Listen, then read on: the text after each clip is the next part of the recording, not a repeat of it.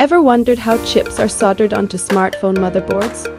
Today, let's take a closer look at the complete BGA assembly process. BGA stands for ball grid array. It's a high-density packaging method used for high-speed, high-performance chips.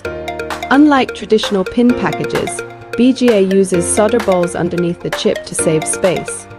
The BGA assembly process typically includes 5 key steps. First, solder paste is accurately printed onto the PCB pads to prepare for soldering. Next, a pick-and-place machine precisely positions the BGA chip onto the pads. Then, the board enters a reflow oven where the solder balls melt and form strong joints. Can't see the solder joints under the chip? No worries, that's what X-ray inspection is for.